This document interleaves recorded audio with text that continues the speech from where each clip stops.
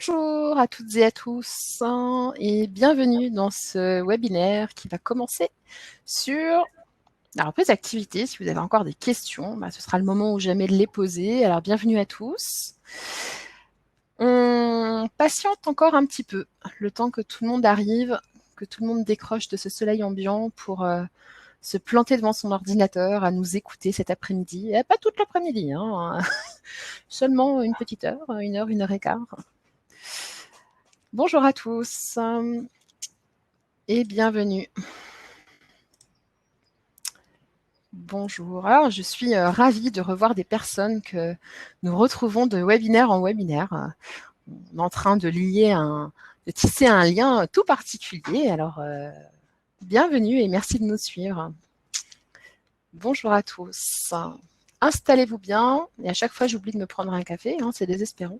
Installez-vous bien, confortablement, un petit café, un verre d'eau. Si vous avez de la chance, un petit chocolat. Et installez-vous, on va bientôt commencer. Vous êtes au bon endroit si vous êtes là pour parler reprise d'activité.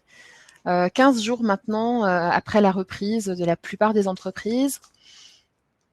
Nous allons refaire le point avec vous et répondre évidemment aux questions que vous vous posez après cette reprise d'activité. Bonjour et bienvenue à tous. On va se laisser le temps d'accueillir les personnes qui sont en cours de connexion. Bonjour à tous.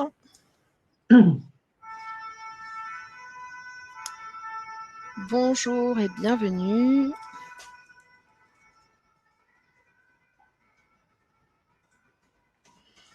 Bienvenue à tous, bonjour. Vous êtes au bon endroit pour entendre parler de reprise d'activité avec nous en ce début d'après-midi. Quelques instants d'attente et toujours pas de musique d'attente. Petit temps d'attente. On devrait faire des statistiques sur les temps d'attente avant de pouvoir commencer une réunion de manière officielle. Il doit y avoir des stats là-dessus. Alors à Lyon, on parlait du quart d'heure lyonnais, mais je pense que finalement, c'est le quart d'heure de partout. Alors vous soyez rassurés, on ne va pas attendre un quart d'heure avant de commencer. Merci Gaëlle. Quelques instants seulement. Bonjour à tous, merci d'être là. On va bientôt commencer. Si vous avez des stats sur le temps d'attente, de courtoisie, de politesse avant de commencer, je suis preneuse d'informations pour animer les prochains webinaires. Bonjour à tous. Soyez les bienvenus à ce webinaire sur la reprise d'activité qui va bientôt commencer.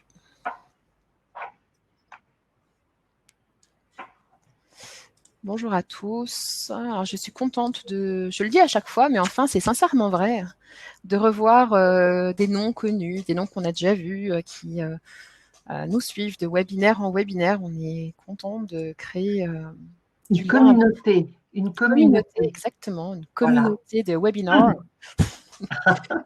en reprise d'activité façon Covid, même si je crois qu'on a tous hâte de parler d'autres choses aussi et d'aborder d'autres sujets avec vous. Bienvenue à tous.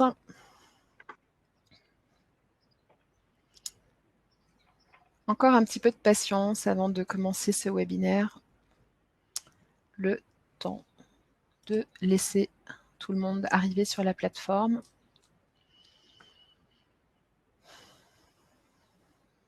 Bonjour à tous.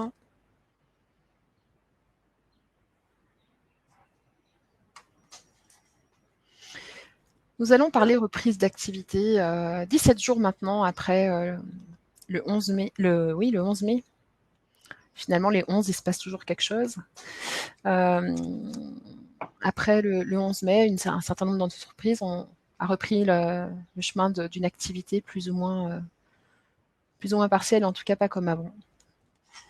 Et donc aujourd'hui, nous allons faire le point avec vous sur tous ces changements qui impactent le monde de l'entreprise et le travail des salariés. Alors bienvenue. Bienvenue et merci à toutes les personnes qui sont déjà là et à l'heure. Merci à tous.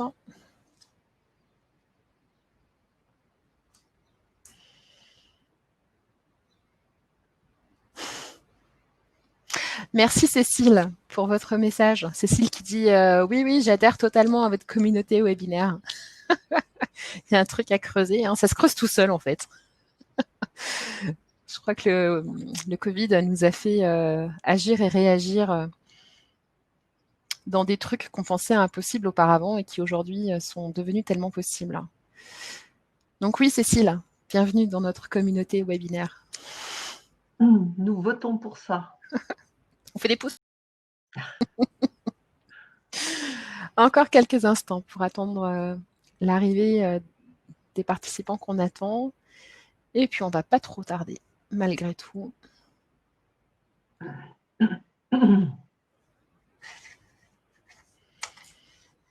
Bienvenue aux personnes qui arrivent encore un peu sur la plateforme.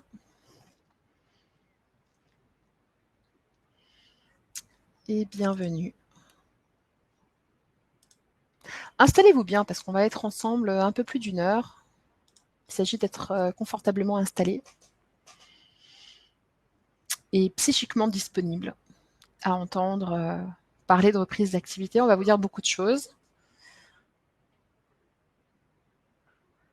Je pense qu'on est stabilisé au niveau du nombre de participants qui arrivent. Alors, eh bien, écoutez, je vais vous proposer de commencer. Alors, bonjour à toutes et à tous. Ce webinaire vous est aujourd'hui proposé par Alsace Santé au Travail, service de santé au travail du Bas-Rhin. Nous attendons aujourd'hui un peu plus de 90 personnes à ce 5e webinaire qui est donc consacré à la reprise d'activité 17 jours après le déconfinement et la reprise progressive de l'activité en entreprise. Alors, parmi vous, des entreprises adhérentes à AST 67 et d'autres non. Et comme j'ai l'habitude maintenant de dire, pas d'inquiétude. Les informations que nous allons vous donner ne font évidemment pas cette différence. Ce qui nous réunit aujourd'hui, ce sont les questions que vous vous posez et les réponses que nos expertes vous apporteront. Alors après la fermeture brutale de la plupart des entreprises, la transformation d'activité d'un certain nombre, vous avez repris une activité parfois progressive, mais évidemment impossible de travailler aujourd'hui dans les mêmes conditions qu'hier, car un truc qui s'appelle le Covid-19 est passé par là. Alors comment organiser les flux dans votre entreprise? Quel équipement de protection mettre en place? Comment gérer l'accès aux locaux communs? Quel nettoyage effectuer? Comment agir face à des cas contacts? Quel suivi individuel adopter? Quel dispositif d'accompagnement vous sont aujourd'hui proposés par AST 67? Bref, nous allons faire un point clair sur toutes ces questions et sur bien d'autres. Alors, je me présente. Je suis Gaëlle Faure, responsable communication à AST 67. Et avec nous cet après-midi, Dr Françoise Sigel, médecin du travail à AST 67, et Emmanuelle Rollès, intervenante en prévention des risques professionnels. Pour ce qui est des questions, je vous propose de les envoyer par le chat qui se trouve sur votre droite. Soisic Brossamin et Magali Hild, intervenantes en prévention des risques professionnels, sont dans les starting blocks pour répondre à vos questions écrites.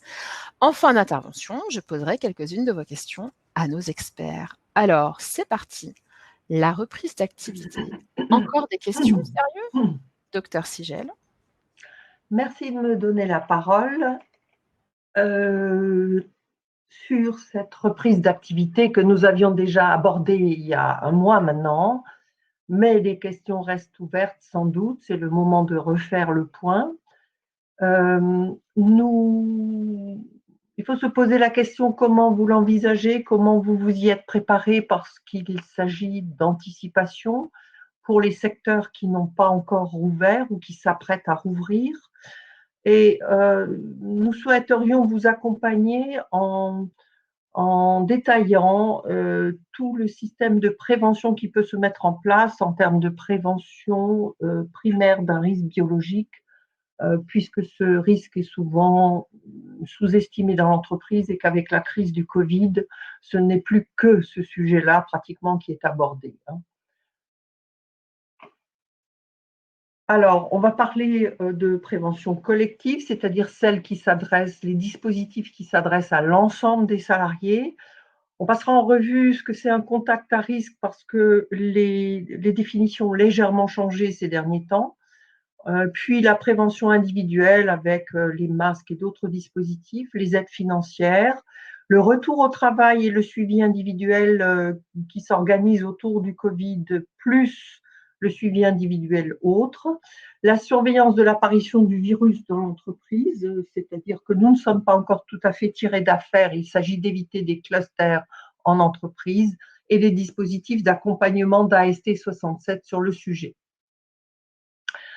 Est-ce qu'il est encore besoin de vous rappeler des points importants néanmoins pour réfléchir à une logique de la prévention concernant ce fameux virus SARS-CoV-2? Il est essentiellement transmis par des projections de gouttelettes infectieuses qu'on appelle communément les postillons. Et je vous rappelle simplement que parler calmement, envoie des postillons à 1,5 m. Tousser, éternuer jusqu'à 5-6 mètres, et c'est bien pour cette raison qu'on vous dit de tousser, éternuer dans votre coude. Les risques de contamination des surfaces qui sont liés à ça est un risque important puisque toucher ces surfaces contaminées et ensuite porter les mains à son visage, le nez, la bouche, les yeux, vous contamine vous-même. Donc, nez, bouche et les yeux sont des portes d'entrée pour le virus. Tout cela dépend évidemment en termes de contamination des surfaces, de la durée de vie du virus sur ces surfaces. On vous les donne à titre indicatif. Il y a eu plusieurs études, les chiffres varient légèrement. C'est une donnée d'indication, sachant que ça ne parle pas du tout de la décroissance de la charge du virus sur ces surfaces, et on ne connaît au fond pas quelle est la charge virale qui va infecter réellement. Donc, données relatives. Merci. Je laisse la parole à Emmanuel pour vous traiter la prévention collective. Merci, docteur Sigel. Alors, Emmanuel Rollès, la prévention, on l'a dit, doit être abordée sous l'angle de la prévention primaire, de la prévention collective. Docteur Sigel l'a bien rappelé. Comment s'y prendre? Que faut-il anticiper? Que faut-il évaluer? Comment gérer les flux? Comment on fait? Oui, alors justement, maintenant que nous savons comment se transmet le virus, nous comprenons mieux pourquoi il va falloir, 1, se laver les mains très régulièrement, 2, respecter une distance de 2 mètres entre chaque individu. Alors, il est vrai que le gouvernement parle de 1 mètre, mais nous, les services de santé au travail, nous recommandons 2 mètres, car tout simplement, les postillons peuvent être projetés jusqu'à 1,50 m en parlant. Et enfin, 3, porter un masque si la distance ne peut être respectée, ainsi que dans les situations où le port est rendu obligatoire, comme par exemple dans les commerces. Nous recommandons d'ailleurs de porter également le masque quand vous êtes dans l'espace public. Il est indispensable que chaque individu applique ces 3 fondamentaux pour se protéger et protéger son entourage. Alors, sur la base du Haut Conseil de la santé publique, le gouvernement a choisi de retenir un critère d'occupation maximale des espaces ouverts au public et en milieu de travail. Il a été fixé à 4 mètres carrés minimum par personne, ce qui doit permettre de garantir une distance minimale de 1 mètre autour d'une personne dans toutes les directions. Alors, pour le calcul, vous prenez la surface résiduelle, c'est-à-dire la surface totale, moins les allées de circulation, moins le mobilier, et vous le divisez par 4 mètres carrés. Vous obtiendrez le nombre maximal de personnes. Dans l'exemple que vous voyez à l'écran, nous avons pris un open space de 50 mètres carrés. Donc, vous retirez les 10 mètres carrés qui seront utiles pour la circulation et les 18 mètres carrés qui sont actuellement occupés par le mobilier, à savoir 6 bureaux de 2 mètres carrés et 6 armoires de 1 mètre carré. Vous le divisez par 4, ça nous donne un nombre maximum de 5 personnes pour cet open space de 50 mètres carrés. Il y a donc un bureau qui sera condamné, puisqu'il y en avait 6 dans cette pièce. D'autres méthodes peuvent être utilisées pour le calcul, notamment dans le commerce, en prenant la notion de surface de vente, cette fois-ci, telle que définie par l'INSEE, et en divisant par 8 mètres carrés.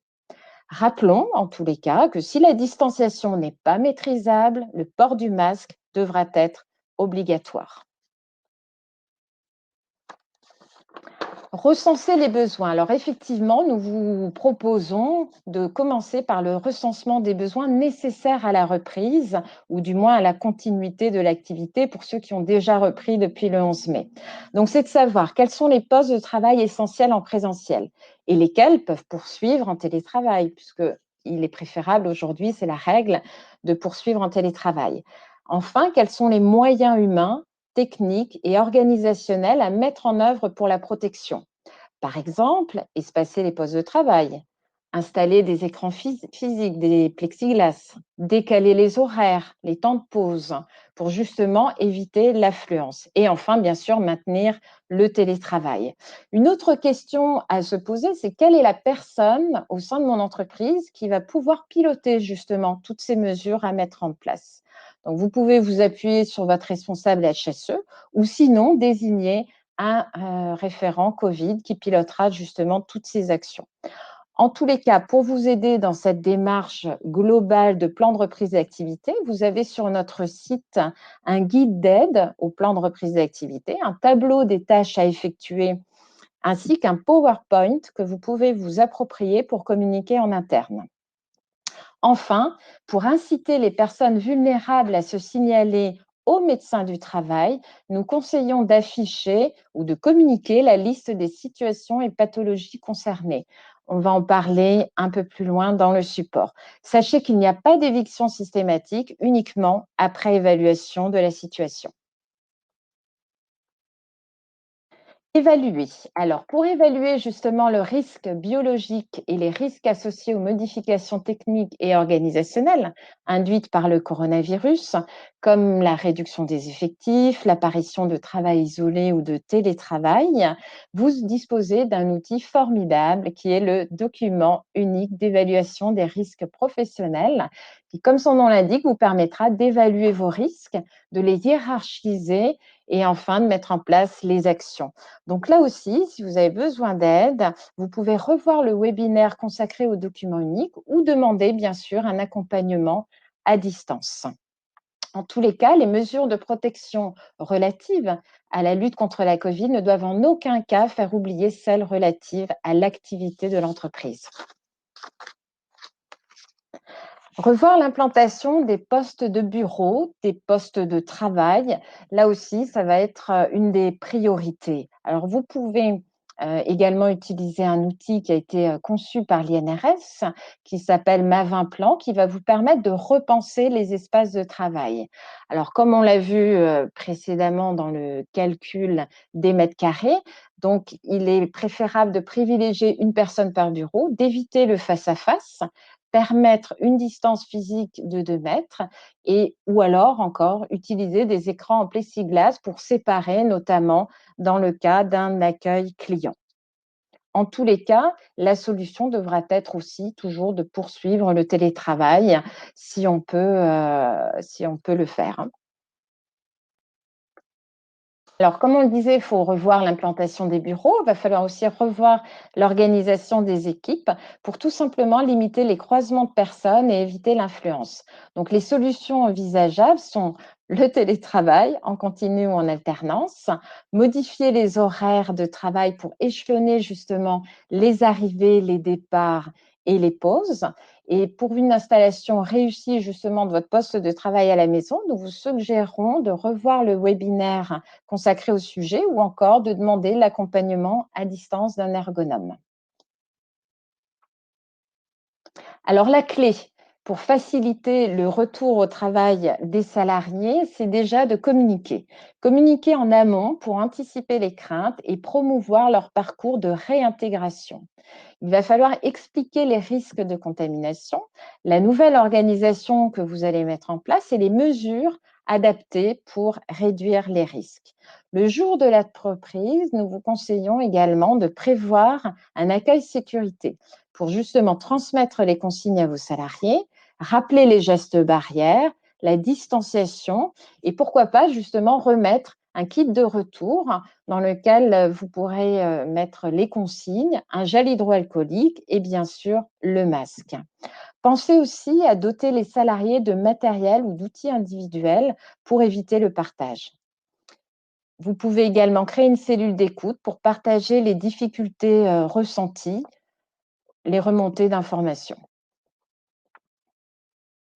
Alors, dans cette slide, nous vous avons mis des idées de moyens de communication. Donc, on parlait de transmettre les consignes. Donc, il va falloir aussi les afficher dans tous les espaces de travail. Pourquoi pas aussi diffuser des tutoriels à vos salariés? Un tutoriel, par exemple, comment se laver les mains. Un autre, pourquoi pas, comment porter son masque, parce que là aussi, il y a des choses à dire. Une formation pratique aux gestes barrières, au port des protections. Un accueil sécurité, on l'a évoqué, et faire un audit aussi au poste de travail pour être certain que les personnes appliquent bien les bonnes pratiques, justement. Alors, la clé, pardon, le retour au travail va forcément se faire via un transport. Donc, nous recommandons le transport individuel. Dans le cas, par contre, d'un covoiturage, là aussi, il y a quelques règles à appliquer. C'est se laver les mains avant et après le trajet. Maximum 2 personnes qui seront assises en diagonale, comme vous pouvez le voir à l'image. Porter un masque, là encore, et abaisser la fenêtre pendant le trajet. Alors pourquoi? Pour tout simplement aérer l'habitacle et renouveler l'air. Puisque n'oublions pas que lorsque nous parlons, nous expulsons des postillons qui restent, les micro-gouttelettes restent suspendues bien sûr dans l'air quelques minutes. Donc le fait d'ouvrir, on aère. Bien entendu, pour la mise en place de toutes ces mesures, il est primordial d'associer toutes les parties prenantes. Donc, au sein de votre entreprise, si vous avez un CSE ou des représentants du personnel, impliquez-les dans toutes les communications, dans toutes les évaluations que vous aurez à faire. Bien entendu, le service de santé au travail et également le référent Covid ou le référent sécurité dans l'entreprise. Alors, une fois que vous avez revu l'implantation des postes et des bureaux, l'organisation des équipes, vous allez maintenant vous intéresser des flux dans l'entreprise. Le but est d'éviter, ou du moins limiter, les croisements de personnes. Vous allez donc limiter le nombre de personnes dans tous les espaces, selon la méthode de calcul que nous avons vue juste avant, et vous allez apposer une signalétique claire pour matérialiser les déplacements des piétons, comme un fléchage au sol, comme par exemple des sens interdits. Si vous avez par exemple 2 cages d'escalier, vous pouvez réserver une cage d'escalier pour monter, une autre justement pour descendre. Voilà. L'accès à l'entreprise. Pour les salariés, il est impératif bien sûr qu'ils connaissent les consignes avant. Une fois qu'ils arrivent sur le site, bien sûr, se laver les mains en premier et ensuite suivre le marquage au sol pour respecter justement la distanciation. Pour les personnes extérieures, les visiteurs, transporteurs, livreurs. Alors pour les visiteurs, au préalable, il sera préférable bien sûr de différer les rendez-vous et de privilégier plutôt la visioconférence, les mails ou le téléphone. Pour les autres visiteurs, type transporteur, livreur, nous vous conseillons de transmettre les consignes en amont. Vérifier qu'elles sont bien connues une fois que la personne arrive sur le site. Pourquoi pas via un questionnaire gestes barrières. Exiger le lavage des mains. Demander si tout va bien quand la personne arrive sur votre site et accompagner chaque intervenant. Pour les dépôts de courrier et de colis, prévoir un espace dédié et stocké pendant 24 heures, car le virus a une durée de vie sur le papier et les cartons de 24 heures. Concernant les locaux communs, tels que le réfectoire, restaurant, vestiaire, sanitaire, vous devez là aussi afficher les consignes, à savoir déjà le nombre de personnes maximum dans cette pièce, matérialiser la distance, par exemple en enlevant les chaises, laisser les portes ouvertes, tout simplement pour éviter d'avoir à actionner avec les mains les poignées. Sinon, mettre un chiffon ou utiliser bien sûr son coude pour ouvrir les portes. Condamner les distributeurs, machines à café, fontaines à eau, tout ce qui est collectif. Et là encore, aérer régulièrement. Minimum, c'est 3 fois par jour, 15 minutes. Pour l'espace fumeur, chose importante, là aussi, interdire le regroupement autour des cendriers, ne pas cracher et jeter les mégots dans les poubelles prévues. Ce qui était déjà le cas avant, mais c'est bien en période de risque biologique de le rappeler, de mettre les mégots dans le cendrier. Concernant les salles de réunion, alors là aussi, le mieux, c'est de privilégier les réunions en visioconférence ou par téléphone, car toujours, il faut éviter le regroupement de personnes. Si toutefois des réunions doivent se tenir, nous vous conseillons de limiter au maximum le nombre de personnes, de les placer en quinconce, comme vous pouvez le voir à l'écran, retirer tous les objets, type décoration, stylo, puisque chacun devra venir avec son propre stylo, hein, et mettre un kit de nettoyage dans la salle afin que la salle soit nettoyée avant la réunion et après la réunion. Et là encore, aérer régulièrement et minimum 15 minutes entre deux réunions. Bien entendu, l'hygiène a une place prépondérante dans la lutte contre la Covid. Vous allez mettre en place des plans de nettoyage à minima 2 fois par jour de tout ce qui est régulièrement touché, comme les rampes d'escalier, boutons d'ascenseur, bords d'accueil du public, badgeuses, boutons de l'imprimante, etc. TPE aussi quand on est dans un commerce. Prévoir la traçabilité aussi des actions de nettoyage. Alors, une précision concernant les rampes d'escalier, un point de vigilance, il faut continuer à se tenir à la rampe car en moyenne, 10% des accidents du travail proviennent de chutes dans les escaliers. Bien sûr, il faudra prévoir aussi un protocole de nettoyage pour tout ce qui est sol, surface de mobilier et vêtements de travail. Alors, comment procéder justement au nettoyage? Eh bien, dans un premier temps, déjà, porter les équipements de protection, c'est-à-dire une blouse, des gants, un masque, visière aussi, pour justement vous protéger. Le nettoyage des sols se fera plutôt au balai humide, il faut éviter l'aspirateur. Les moquettes pourront être dépoussiérées au moyen d'un aspirateur muni d'un filtre EPA. Donc ce filtre permet de retenir les micro-organismes de l'air qui vont être rejetés par l'aspirateur. Là encore, aérer après le nettoyage. Concernant les désinfectants nettoyants, vous pouvez prendre un désinfectant commercial normé donc EN 14476. Sinon, de l'eau de Javel, bien sûr, ça va aussi. Pour les vêtements de travail, il est conseillé de ne pas les emporter à la maison, de les laver donc sur place. Alors, le nettoyage se fera à 60 degrés pendant 30 minutes. Donc, 30 minutes, ça comprend donc le mouillage et le rinçage, un cycle complet. Donc. Pour le poste de travail sur écran, là aussi, il faudra penser à nettoyer le clavier, la souris régulièrement, privilégier l'utilisation du haut-parleur pour éviter d'avoir à manipuler justement le combiné du téléphone. Dans le cas d'un poste de travail qui accueille du public, prévoir une désinfection des mains à l'arrivée du public, donc simplement avoir le petit gel hydroalcoolique à portée de main ou un distributeur automatique, c'est encore mieux. Installer des pare-gouttelettes entre vous et la personne, justement, des plexiglas, mettre des films étirables sur les objets manipulés par le public. Alors, on peut se poser la question, mais pourquoi mettre des films étirables? Tout simplement parce que ce sera plus facile de le nettoyer, puisque s'il s'agit d'un matériel électrique, donc en mettant le film étirable, on pourra projeter du spray sur le film étirable, ce sera plus facile. Donc, voilà. Exiger bien sûr le port de masque, éventuellement distribué dans tout ce qui est espace clos et confiné, et dans tous les cas, si la distance de 2 mètres ne peut pas être respectée. L'hygiène des sanitaires à ne pas négliger. Donc l'idéal, c'est de condamner un lavabo sur 2. Dans le cas d'un retour en entreprise après une fermeture prolongée, il est conseillé de laisser couler l'eau pour tout simplement évacuer le volume qui a stagné dans les canalisations intérieures, car des bactéries ont pu s'y développer justement. Mettre à disposition donc des lingettes désinfectantes pour la lunette, la commande de la chasse d'eau et la poignée de porte. Et bien entendu, du savon, essuie-mains à usage unique. Donc, il faudra proscrire tout ce qui est tissu et séchage soufflant et mettre également une poubelle à pédales. Les lingettes, évidemment, c'est bon de le rappeler, ne les jetez pas dans les toilettes, même les lingettes qui sont affichées biodégradables, car elles vont boucher les canalisations et boucher aussi les stations d'épuration. Voilà.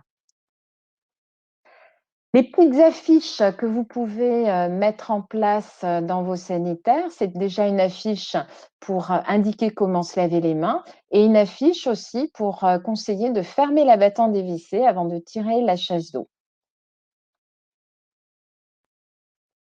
Il va falloir aussi organiser la gestion des déchets.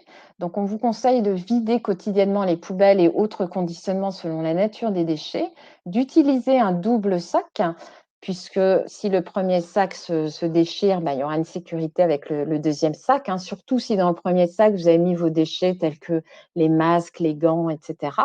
Utilisez des poubelles à pédales et conservez vos déchets pendant 24 heures avant de les éliminer via la filière ordures ménagères. Pour les milieux sanitaires, organisez la gestion des déchets selon une filière dasserie spécifique. Alors, je l'ai évoqué tout à l'heure, effectivement, une autre clé pour lutter contre la Covid, c'est bien sûr d'aérer les locaux. Donc, il faudra procéder à une aération régulière des pièces. Minimum, c'est 15 minutes 3 fois par jour. Mais bien sûr, vous pouvez aller au-delà. Proscrire le brassage d'air ambiant, tout ce qui est ventilateur, fixe ou mobile, climatiseur, fixe ou mobile, parce que tout simplement, ça va brasser l'air ambiant qui est potentiellement vicié puisque en parlant, comme on vous le disait, des gouttelettes restent en suspension. Donc, en mettant un ventilateur, vous projetez bien sûr ces gouttelettes dans toute la pièce, sur les objets, sur les personnes éventuellement qui sont au-delà de 2 mètres. La ventilation mécanique, donc celle-ci, il faut la laisser en marche 24 heures sur 24 et 7 jours sur 7. Ne pas la désactiver ni la nuit ni le week-end. Il vous est en revanche possible de la réduire lors des périodes d'inoccupation. Désactiver aussi les systèmes de recyclage d'air. Donc, comme je vous l'ai indiqué précédemment avec le ventilateur, dès que vous avez du soufflant, que ce soit ventilateur, que ce soit sèche-cheveux, que ce soit un sèche-main soufflant, il faut proscrire parce que ça va projeter les gouttelettes dans toute la pièce et sur les personnes qui sont à proximité. Alors, dans le cas de bâtiments équipés d'une centrale de traitement d'air, vous pourrez basculer les unités de traitement d'air avec apport à 100% d'air neuf, uniquement si c'est du 100% air neuf. Maintenir, bien sûr, un entretien régulier des filtres. Alors, pareil, vous avez un outil sur notre site qui est une fiche conseil express pour la ventilation et la climatisation face justement à la lutte contre la Covid. Un petit point quand même sur la sécurité informatique, c'est bien sûr d'utiliser des outils sécurisés pour les visioconférences notamment, respecter les consignes de sécurité de votre entreprise, appliquer les mises à jour de sécurité, utiliser un antivirus, renforcer la sécurité de vos mots de passe et toujours se méfier des messages inattendus. Vous avez également un lien qui permet de conseiller les entreprises et les salariés. Important, donc nous venons de voir, pour obtenir l'adhésion de vos salariés aux consignes d'hygiène et de distanciation, il est primordial de les impliquer dans l'évaluation des risques et le choix des mesures prises, les former aux nouveaux dispositifs sanitaires. Donc pour ça, utilisez les affiches, tutoriels, webinaires et autres outils que vous trouverez sur notre site. Les informer des possibilités d'accompagnement psychologique et enfin, anticiper les reprises de travail post-Covid et personnes vulnérables et surtout, garder le lien avec les collaborateurs en télétravail. Merci Emmanuel. Alors, j'aimerais rebondir sur 2 choses avant de donner la parole à Dr Sigel. On a entendu la Covid. C'est bien ça. Mais il n'y a qu'un homme pour penser que le Covid puisse être féminin. Alors effectivement, la Covid, parce que c'est la maladie Covid, c'est vrai qu'on s'est réveillé un petit peu tard parce que dans le langage courant, on dit le parce que c'est le coronavirus. Donc les deux sont acceptés aujourd'hui. Mais l'Académie française s'est réveillée effectivement un peu tard en nous indiquant qu'il fallait dire là. Au Québec, ils disent là, justement. C'est ça. Je voulais juste attirer l'attention là-dessus, puisqu'on entend plutôt le Covid, et effectivement, c'est vrai. La deuxième chose, je me faisais la réflexion de me dire pas de sèche-cheveux et pas de climatisation climatisation pendant tout l'été, mais qu'est-ce qu'on va devenir? L'été sera chaud. On ira travailler en maillot de bain. Merci Emmanuel, c'était très précis, tous ces renseignements sur la prévention collective. Maintenant, docteur Sigel, on fait un point sur, on reprend un peu de sérieux, parce que là, on va faire un point sur ce que sont les contacts à risque. Faut-il que je sois sérieuse? Je vais continuer, moi, de parler du SARS-CoV-2. Voilà. Bien, les autorités partent du principe que la reprise d'activité en entreprise ne doit pas donner lieu à une reprise des Covid en entreprise. Donc, pas de risque complémentaire. Comment cela va être possible? Eh bien, Emmanuel vous a indiqué toutes les implantations d'actions de prévention sur la distance à organiser entre les gens, sur les comportements à modifier, sur l'adhésion du personnel, etc., etc. Donc, pour revenir un petit peu sur la question des contacts à risque et clarifier, je voudrais simplement, je suis mal partie là, je voudrais simplement vous parler des nouveaux référentiels en la matière, puisque le Haut Comité en santé publique, le 7 mai, a publié un document disant qu'il n'y a pas de contact à risque s'il y a un hygiaphone ou une séparation vitre ou plexi, etc., ou si les deux personnes qui se côtoient, l'une ou l'autre, portent un masque chirurgical ou un masque FFP2, notamment quand l'un est un sujet à risque, ou alors que les deux portent un masque grand public.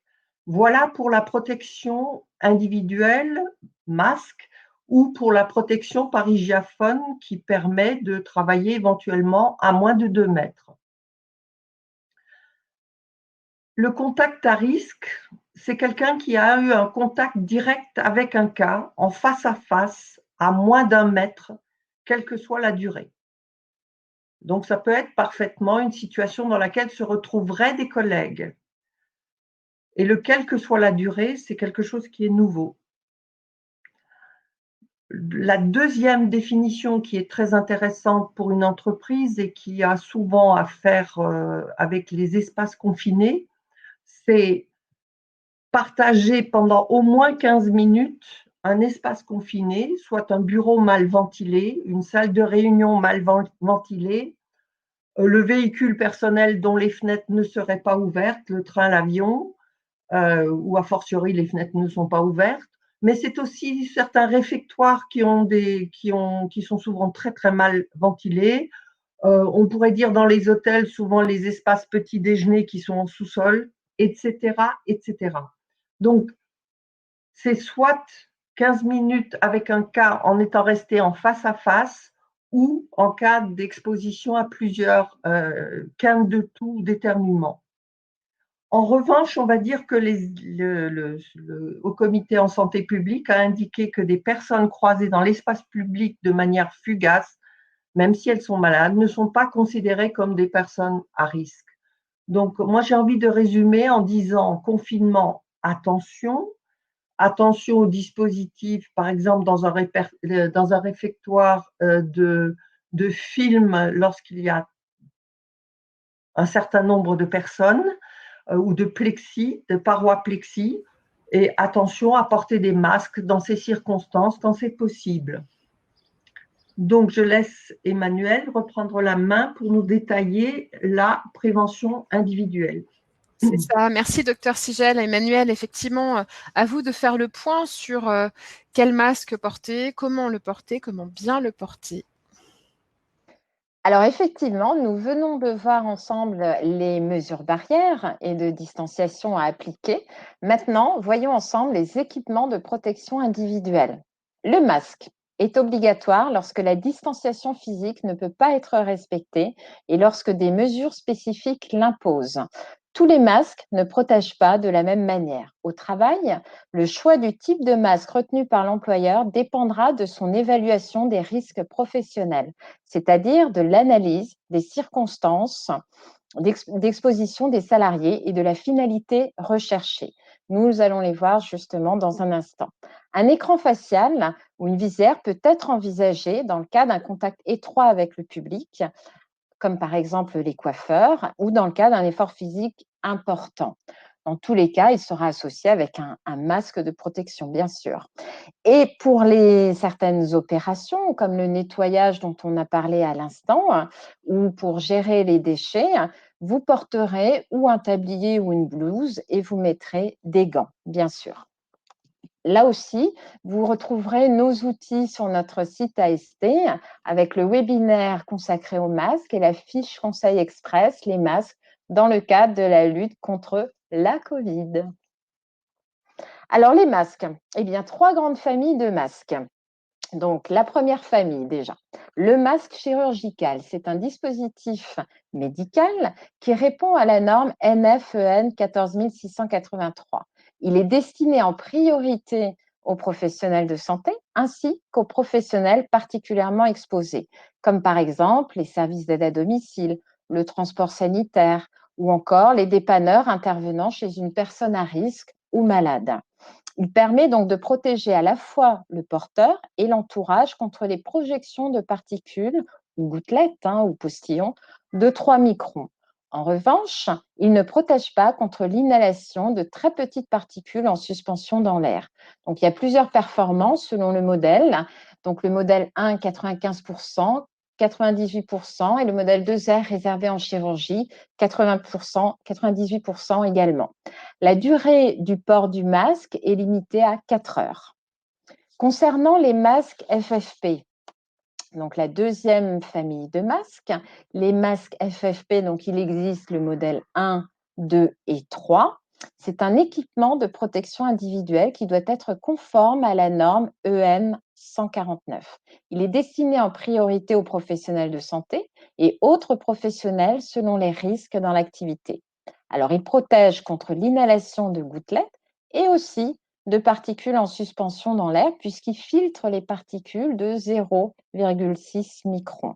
Les performances varient donc selon le modèle. Le FFP1, c'est 80%, FFP2, 94% et le FFP3, 99%.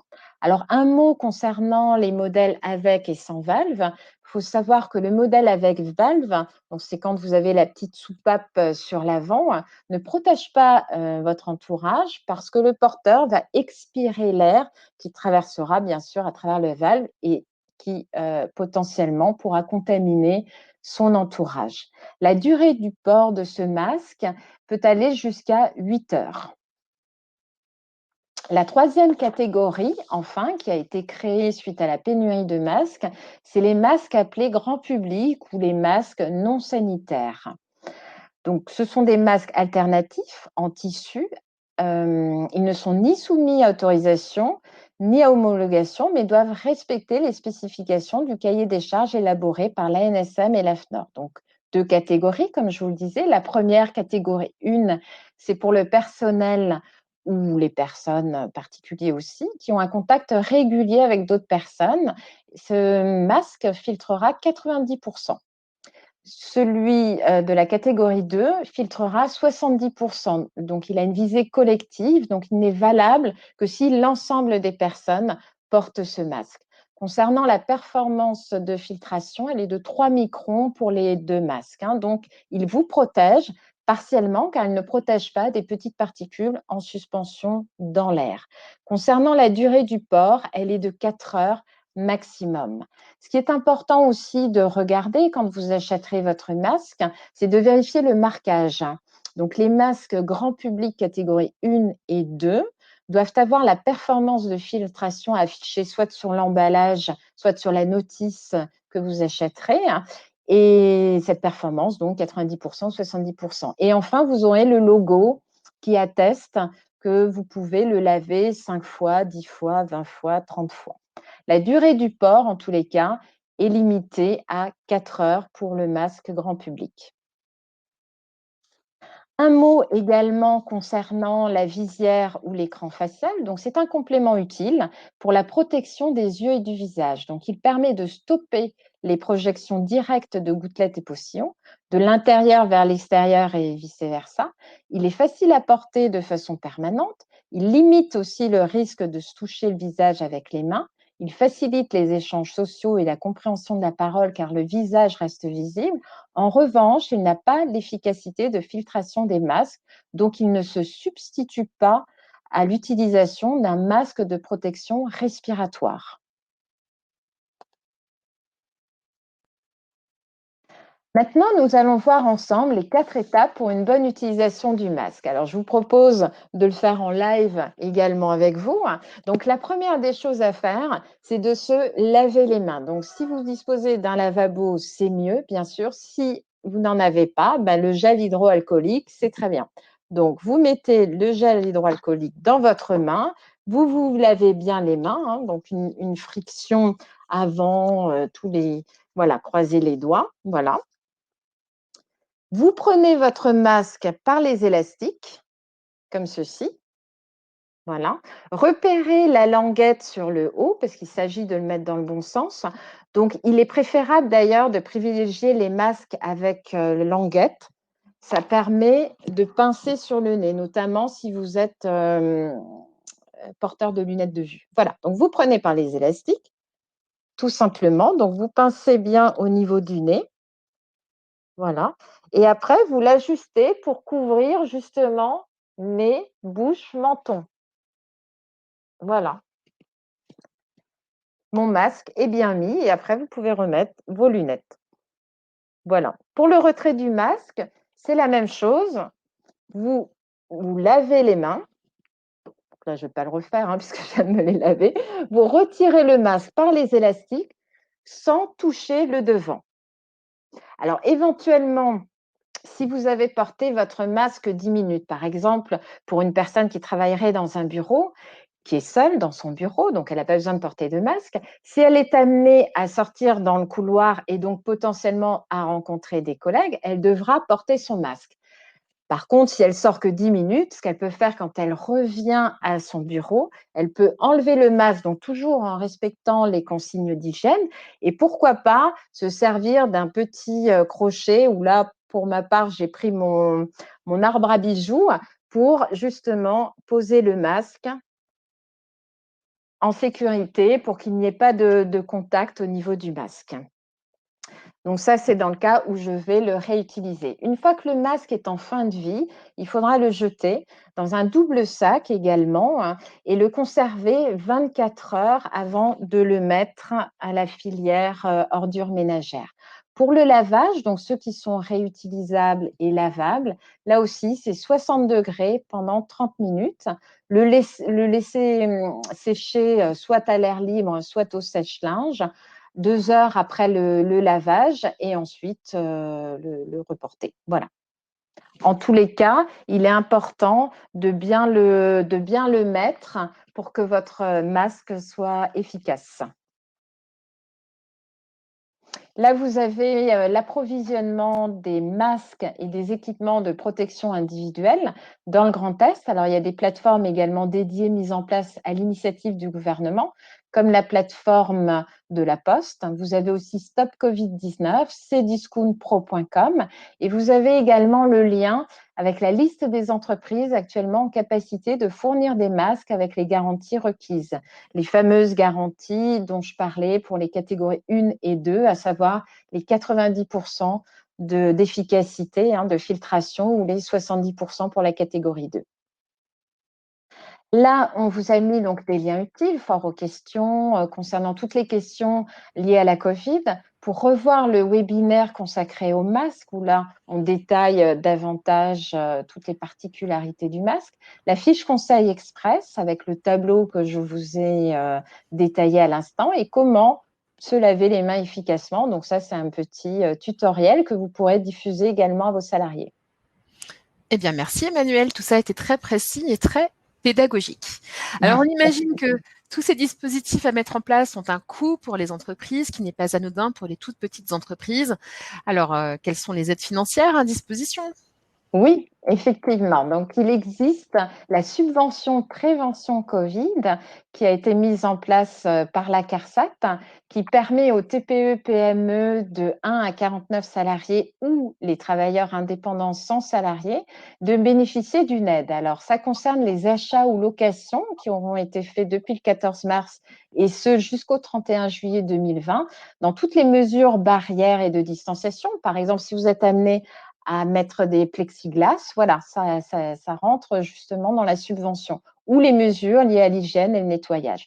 La subvention est plafonnée à 5 000 € et il faudra avoir 1 000 € minimum d'investissement. Pour les salariés indépendants, ce sera 500 € hors taxe d'investissement. Vous retrouvez également le lien d'Amélie pour justement établir votre dossier.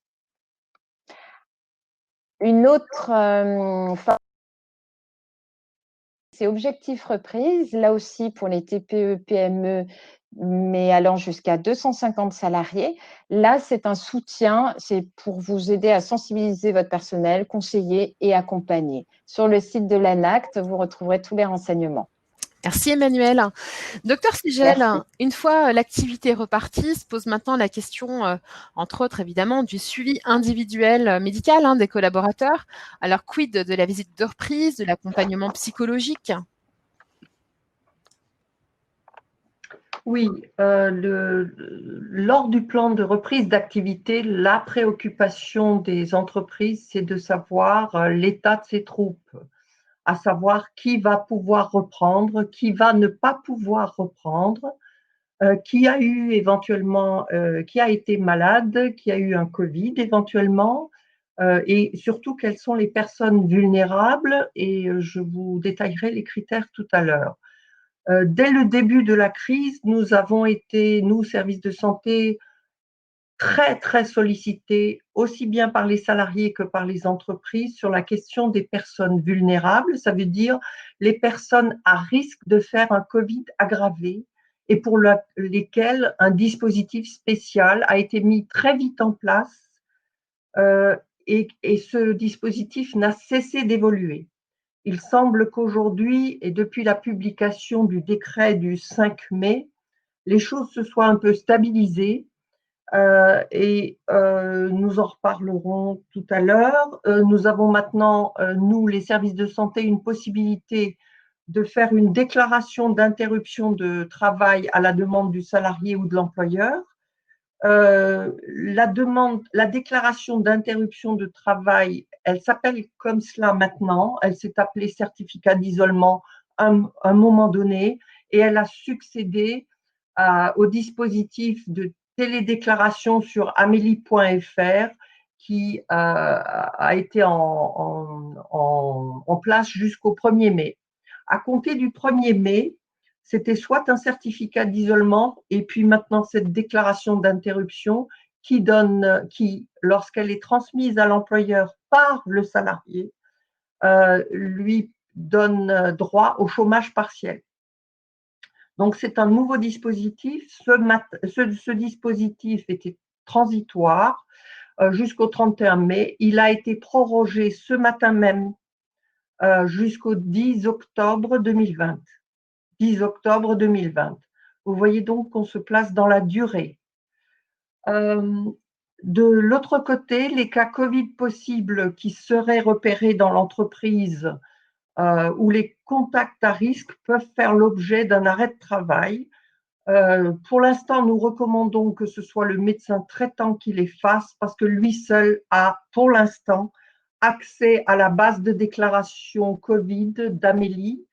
Nous, médecins du travail, n'y avons pour l'instant pas accès. Or, il faut tracer les cas très précocement, donc il ne faut pas perdre de chance en nous demandant l'arrêt de travail pour l'instant, je spécifie bien.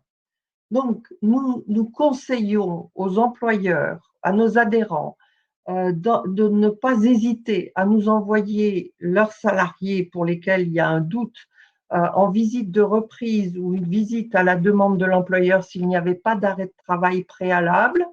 Nous traitons ces cas par téléconsultation. Le présentiel du salarié n'est pas requis, n'est pas absolument nécessaire. et nous essayons de répondre à toute votre demande. Ça nous semble extrêmement important. C'est toute la demande générée par le Covid même. Bien évidemment, à côté de cela, il y a les demandes de visite habituelles, les demandes d'embauche. Vous savez qu'un certain nombre ont été déclarées reportables. Les visites de reprise pour les salariés déclarés SIR sont reportables à 1 mois, pour les salariés déclarés SI à 3 mois. Les embauches des salariés déclarés SIR ne sont pas reportables. Voilà, donc j'insiste surtout sur la reprise autour de la problématique Covid. Vous pouvez vous tourner vers vos services de santé respectifs pour connaître les détails du report de visite par ailleurs. Les critères de la vulnérabilité ont été publiés et précisés depuis le 17 mars. Ils ont beaucoup évolué. Depuis le 17 mars, le décret du 5 mai a spécifié les critères suivants: être âgé de plus de 65 ans, avoir des antécédents cardiovasculaires peu stabilisés, donc l'hypertension compliquée, pas celle qui est stabilisée, les antécédents d'accidents cardiovasculaires, de chirurgie vasculaire, d'insuffisance cardiaque, avoir un diabète non équilibré ou présentant des complications, avoir une pathologie chronique respiratoire qui risque de décompenser, avoir une insuffisance rénale chronique sous dialyse, avoir un cancer évolutif sous traitement en dehors de l'hormonothérapie, présenter une obésité avec un indice de masse corporelle à 30. C'est donc dès que les gens sont classés en obésité, au départ c'était 40, c'était donc l'obésité stade 3 et 4. Ensuite, être atteint d'une immunodépression congénitale ou acquise, c'est-à-dire acquise, avoir un médicament immunosuppresseur. Donc, pour certains cas, ça dépend de la dose. Être atteint d'une cirrhose, présenter un syndrome drépanocytaire, c'est beaucoup plus anecdotique ici en Alsace. Et être au 3e trimestre de la grossesse. En cas de doute, un seul conseil: demandez conseil à votre médecin du travail.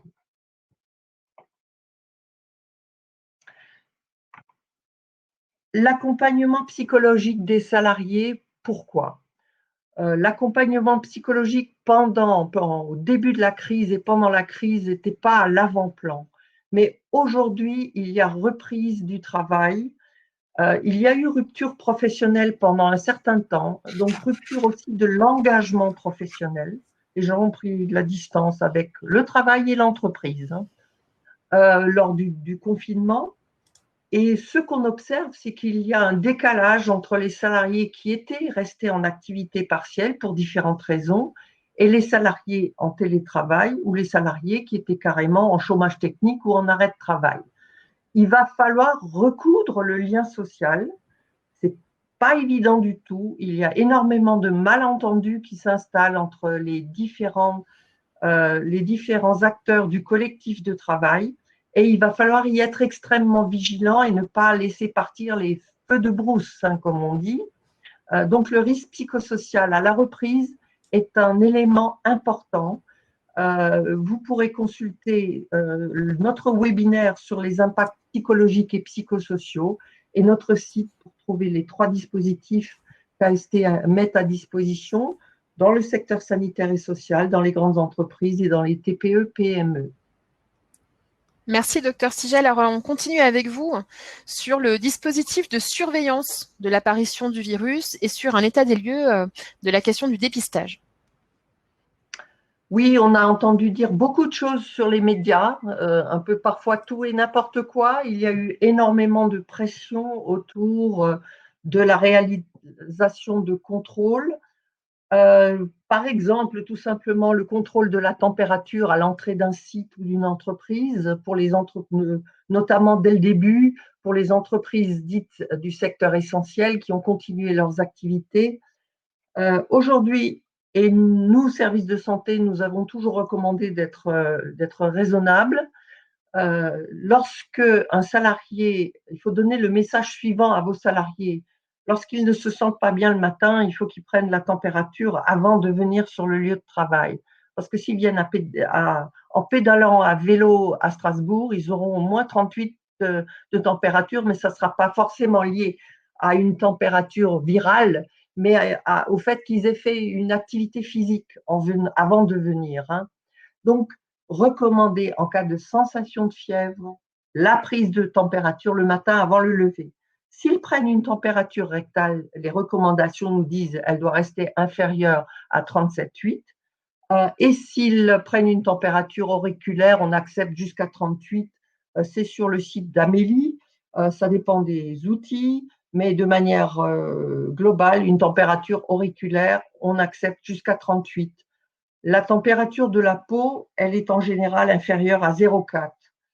Les températures frontales ne sont pas assez fiables. Les appareils de mesure à cristaux liquides, température cutanée frontale ne sont absolument pas fiables.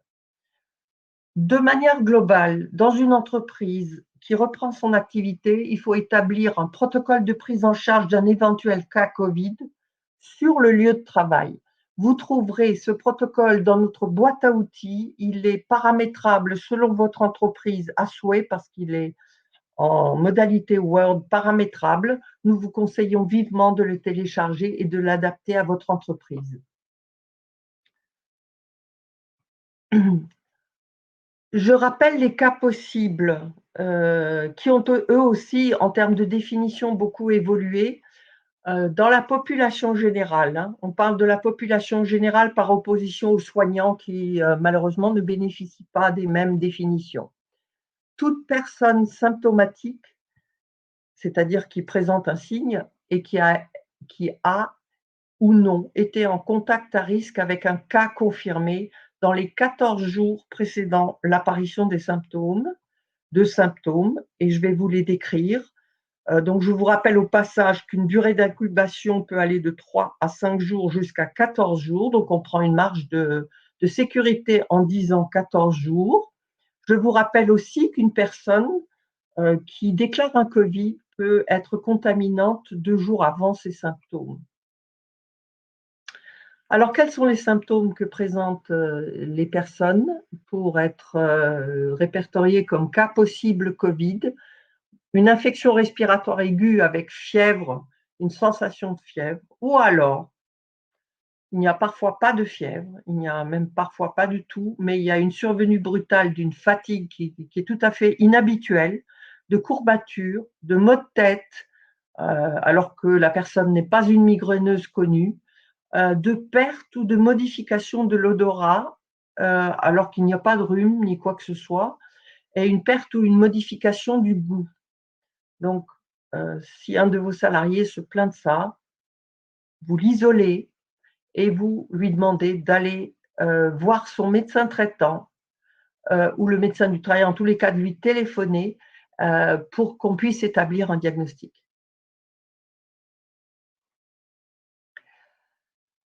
Le plan de déconfinement a mis en place à partir du 11 mai, a indiqué comment pouvait se faire le dépistage précoce des cas Covid et des contacts à risque, puisqu'il s'agit de ne pas laisser se développer une nouvelle épidémie et d'étouffer les choses dans l'œuf dès le départ. Donc, c'est bien dépistage précoce des cas Covid. N'hésitez pas à signaler. Il vaut mieux parfois se tromper dans le négatif. Hein. Il vaudra mieux qu'on vous dise que ce n'était pas un cas Covid ou qu'on dise aux salariés que ce n'était pas un cas Covid plutôt que d'en louper un. Le traçage, c'est un dispositif de recherche qui a été mis en place avec le concours d'Amélie, enfin des caisses primaires, sous l'égide de l'Agence régionale de santé. On préconise un isolement de 14 jours en cas de doute et il y a un contrôle PCR, je vais vous dire ce que c'est, à J+7, et s'il est négatif seulement, on dira que l'isolement est moins strict. Mais en tout état de cause, il n'y a pas de reprise du travail avant J+14 à partir de la déclaration des symptômes. Comment va-t-on faire le traçage des cas contacts professionnels ? L'identification et la prise en charge des contacts se fera par le médecin prenant en charge le contact. Si c'est le médecin du travail, il le signalera au médecin du traitant du salarié pour qu'il l'inscrive dans la plateforme Covid dédiée des contacts. Et ces plateformes sont gérées par l'assurance maladie. Comme je l'ai dit tout à l'heure, pour l'instant, les médecins du travail n'ont pas accès directement à cette plateforme, donc nous allons passer par le médecin généraliste. Les acteurs de traçage de la plateforme vont devoir, je dirais presque, s'appuyer sur les services de santé au travail pour faciliter l'identification des contacts et leur qualification à risque, parce que les médecins du travail connaissent les conditions de travail et les conditions dans lesquelles la prévention collective a été, j'espère, je ne voudrais pas dire ou non, il est impératif que la prévention primaire collective se mette en place et les médecins pourront savoir si c'est un contact à risque ou pas. Je vous donne un exemple. J'ai eu un salarié qui est revenu sur le lieu de travail. Nous lui remettons un questionnaire à remplir. Il a coché une mauvaise case. Je me suis enquise tout de suite s'il avait porté un masque dès qu'il était sur le site. Il est arrivé à 8 heures, je l'ai vu à 10 heures. Il portait un masque, j'ai estimé qu'il n'était pas à risque en termes de contact pour les autres et je l'ai orienté vers le médecin généraliste pour qu'il le déclare sur la plateforme. Le dépistage de la contagiosité. Vous avez entendu beaucoup de choses dans les médias sur les dépistages, les sérologies. Alors, les tests par écouvillon dans le nez, ce sont des dépistages de contagiosité. Est-ce que la personne en face est contagieuse ou pas? C'est ce qu'on essaie de savoir. C'est un frottis de l'arrière-nez par écouvillon. Il est utile uniquement pour les personnes qui présentent des symptômes, sauf cas particuliers où ils sont déployés à plus grande échelle dans les EHPAD ou en tous les cas dans tous les hébergements collectifs. Ça peut être des hôpitaux psychiatriques, ça peut être des prisons, etc. Donc, dans tous les hébergements collectifs, l'Agence régionale de santé a mis en œuvre un programme de dépistage collectif. Ce sont les seuls dépistages collectifs. Selon les études, il faut savoir que dans 30% des cas, on a affaire à des faux négatifs, c'est-à-dire que l'écouvillon et l'analyse sont négatives, alors que la personne est quand même contagieuse, s'avère quand même contagieuse. Donc, on en est encore à des phases d'exploration scientifique de la validité de ces tests. Donc, on va laisser l'ARS les déployer et nous indiquer comment on peut réduire l'histoire des faux négatifs.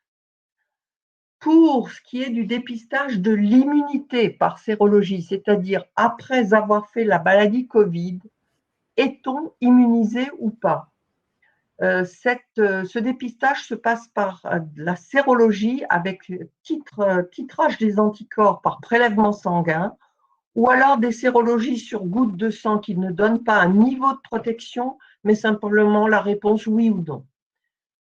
Encore une fois, aujourd'hui, une sérologie négative n'élimine pas une contagion en cours. Une sérologie positive, d'après les dernières publications de la haute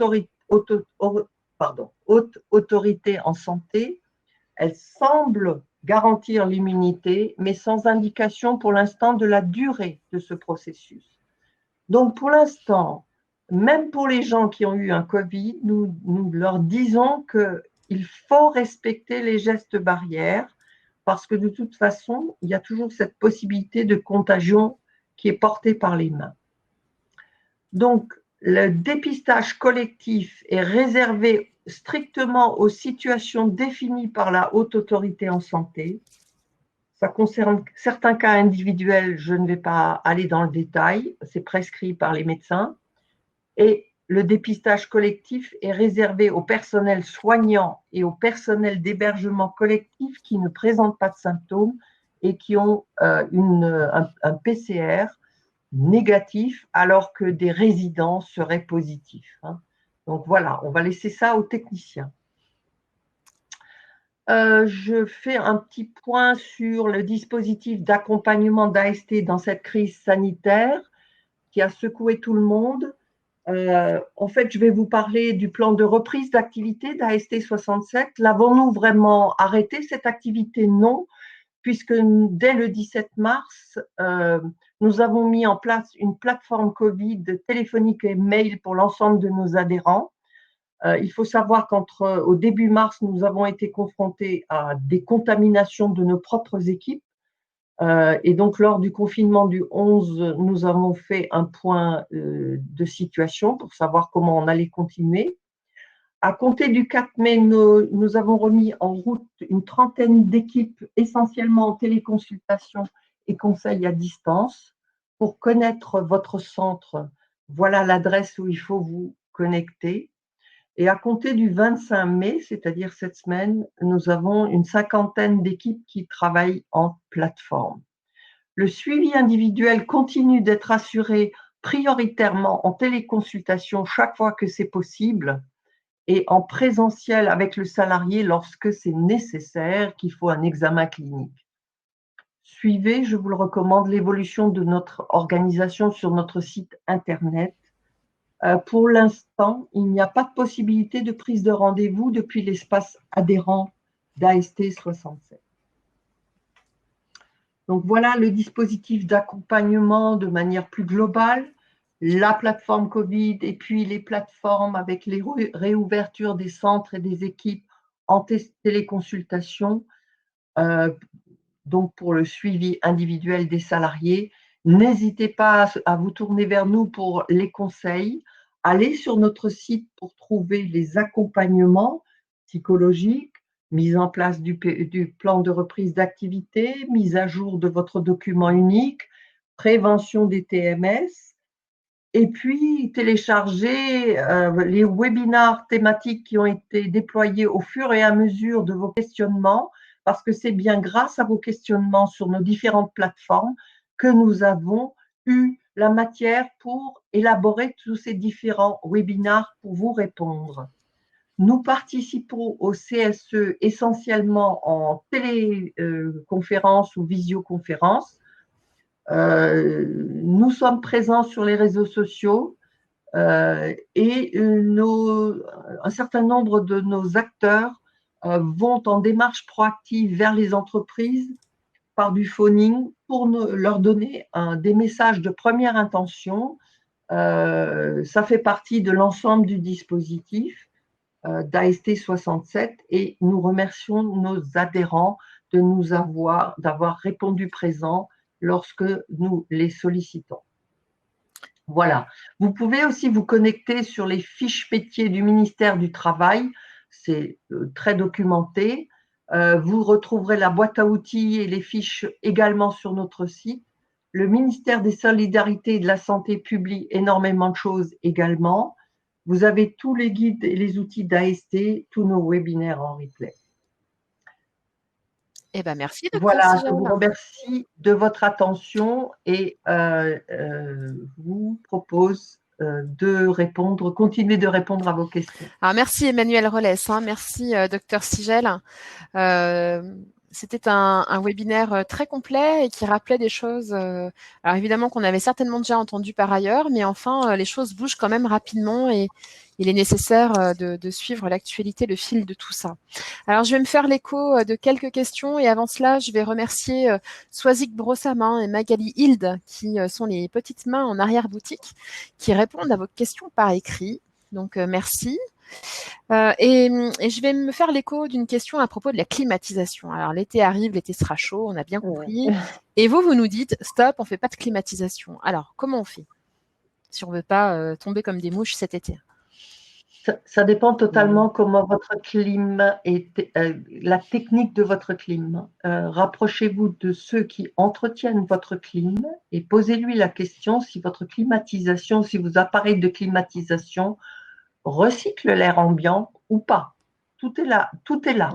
Si votre climatisation prend de l'air neuf, il n'y a pas de problème.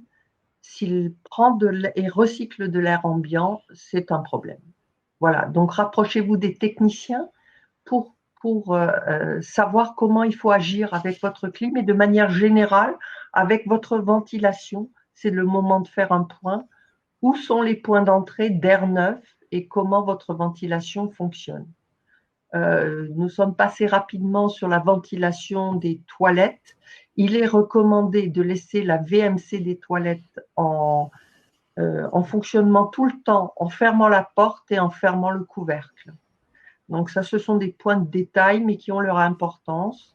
Et la VMC, la ventilation mécanique de manière générale, ne doit pas être interrompue le week-end. Il faut la laisser en route tout le temps. Peut-être la mettre à moindre vitesse, moindre débit, mais la laisser en route et la faire monter en charge à peu près 2 heures avant que les salariés occupent les locaux. Et comme vous l'a dit Emmanuel, proscrire des équipements individuels qu'on a tendance à utiliser justement dans des espaces confinés qui sont le ventilateur.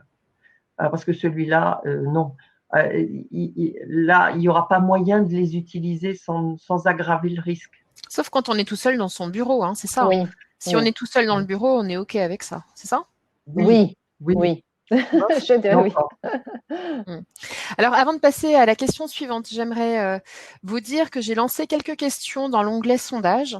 Si vous voulez bien répondre, cela nous permettra d'avoir votre retour de satisfaction, comme on dit, pour savoir si vous avez appris des choses et si vous comptez mettre en place certaines recommandations qui vous ont été faites durant cette heure de webinaire.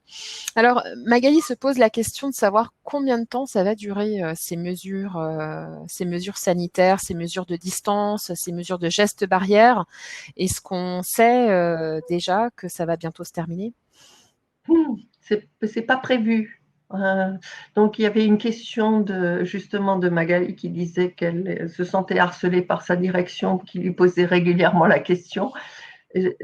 Comme je vous l'ai dit tout à l'heure, ce matin même au journal officiel, le dispositif transitoire jusqu'au 31 mai a été prorogé jusqu'au 10 octobre pour les personnes vulnérables et pour les notions d'arrêt maladie, etc., et d'interruption de travail. Ça ne préjuge pas de manière très positive que ça va s'arrêter demain. Hein. Donc, ça c'est le côté réglementaire et recommandation. Donc, on voit bien que le gouvernement se place dans la durée. Mais de l'autre côté, ici dans le Grand Est, véritablement, nous avons été déconfinés le 11 mai.